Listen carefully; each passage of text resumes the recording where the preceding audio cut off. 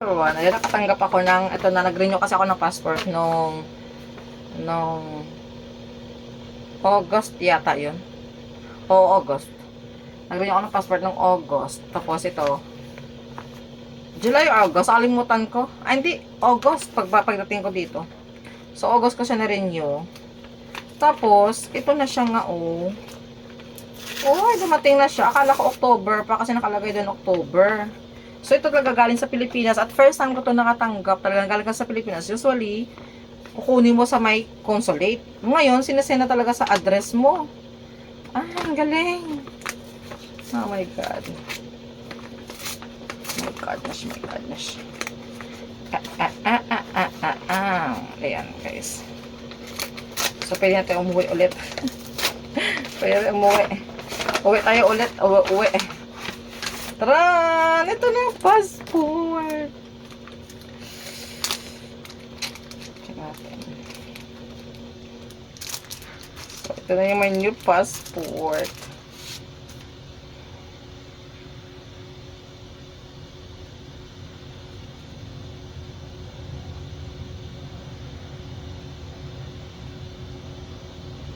Yes! 10 years! 10 years na, guys. 2025, August 29, ayan.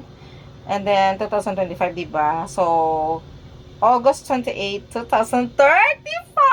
Thank you, Lord! 10 years ako ulit makapag-renew ng passport. Mwah! Thank you, thank you, thank you. Oh my God.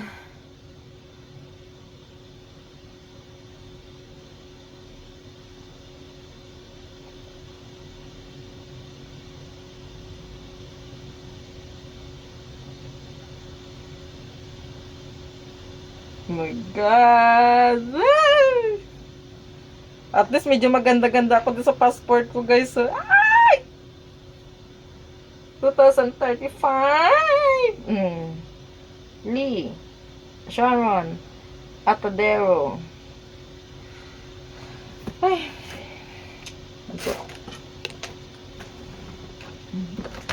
So, tayo ng ating eyeglass. Ako naghirapan. Magbasama, may eyeglass pala ako.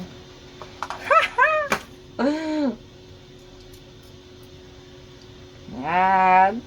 Basahin natin, guys.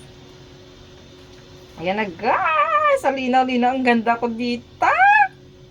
At this time, parang ang ganda ko dito. Ayan. So, there, September 30, 1981. Puzzle. I got my new passport. Yan, guys. Success tayo, success!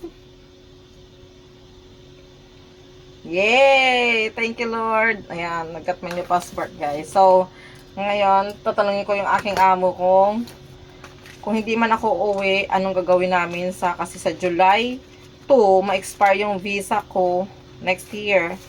So, I don't know, hindi naman, wala akong planong umuwi. Yon. So, yun na lang. Baka i-extend na lang ng amo ko yung visa ko noon. Siya na bahala mag-extend para iwas gasto para kung uwi man ako by next time ay pwede naman na at may ticket na ako noon kasi bagong kontrata. Kung i-renew pa niya ako, syempre or hindi, may ticket ako sa kanya. May makukuha ako sa kanya. So, yun na yun. Ay, thank you, Lord. O, diba? Ito na siya.